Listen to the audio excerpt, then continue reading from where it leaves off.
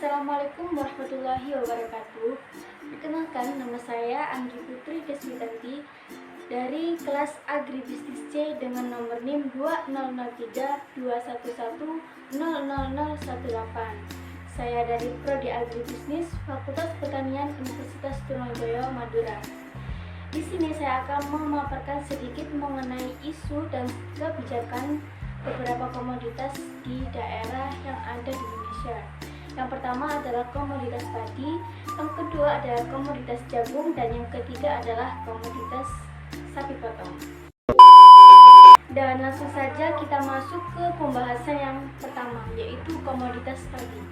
Apa sih komoditas padi itu? Komoditas padi merupakan salah satu komoditas pertanian yang menjadi bahan pangan masyarakat Indonesia. Namun, seiring berjalannya waktu, produksi padi ini menurun akibat dari alih fungsi lahan dan keterbatasan air. Hal ini dikemukakan oleh Sumaryanto pada tahun 2009.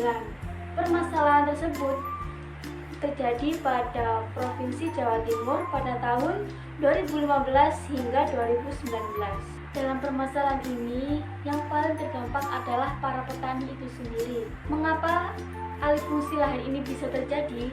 Alih fungsi lahan ini terjadi karena besarnya laju konversi lahan sawah ke non-sawah, sedangkan ketersediaan air yang kini semakin berkurang akibat dari kurangnya pepohonan atau daerah resapan. Bagaimana solusi yang dapat kita lakukan? Yang pertama adalah pemetaan lahan, yang kedua adalah penetapan ketahanan pangan. Beberapa kebijakan yang dibuat oleh pemerintah. Yang pertama adalah rencana pembangunan jangka menengah nasional pada tahun 2015 hingga 2019, ditambah dengan rencana pembangunan jangka menengah nasional dari tahun 2005 hingga 2025.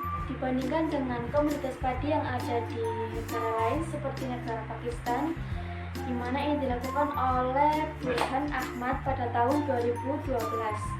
Negara Pakistan mampu mengekspor padi ke beberapa negara lain. Dan masuk ke pembahasan yang nomor 2, yaitu komoditas jagung. Komoditas jagung merupakan salah satu komoditas pertanian yang memiliki peran yang sangat penting bagi perekonomian Indonesia. Namun tidak semua wilayah memiliki sarana dan prasarana yang mendukung. Ditambah dengan persaingan antara tanaman jagung dengan tanaman yang lainnya, isu-isu yang terjadi pada Provinsi Jawa Timur pada tahun 2015 hingga 2019.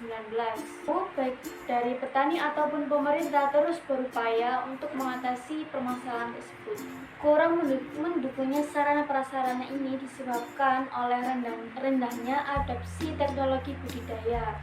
Dan yang kedua adalah tanaman lain yang memberikan profit lebih bagus seperti beras. Hal ini menjadikan para petani merasa bingung mau memilih menanam jagung ataupun menanam tanaman lainnya. Bagaimana solusi yang dapat kita lakukan? Yang pertama adalah pengembangan area lahan sawah, pengkondisipan harga, bantuan pembangunan sarana dan prasarana. Mendapat dukungan dari beberapa kebijakan. Yang pertama adalah program percepatan dan perluasan perekonomian nasional. Yang kedua adalah pembangunan tanaman pangan dan hortikultura untuk jangka 5 tahun ke depan. Jika dibandingkan dengan penelitian internasional seperti yang dilakukan oleh Frank Westerhoff pada tahun 2004, pada penelitian tersebut menjelaskan bahwa harga jagung US menyimpang dari harga yang telah ditentukan. Hal ini telah terbukti pada bukti empiris yang secara signifikan. Masuk ke pembahasan yang terakhir, yaitu komoditas sapi potong. Komoditas sapi potong merupakan salah satu jenis komoditas peternakan yang menyumbang perekonomian terbesar bagi Indonesia. Namun, peternakan sapi potong ini bukanlah hal yang mudah. Terdapat beberapa permasalahan seperti sempitnya sempitnya lahan, si rendahnya kualitas sapi potong. Dan isu-isu yang akan saya bahas ini pada Sumatera Utara pada tahun 2013 hingga 2018. Yang terkena dampak adalah para petani. Tentunya para petani hanya dapat memproduksi sesuai dengan lahan yang ada, bahwa peternakan sapi potong memerlukan lahan yang sangat luas.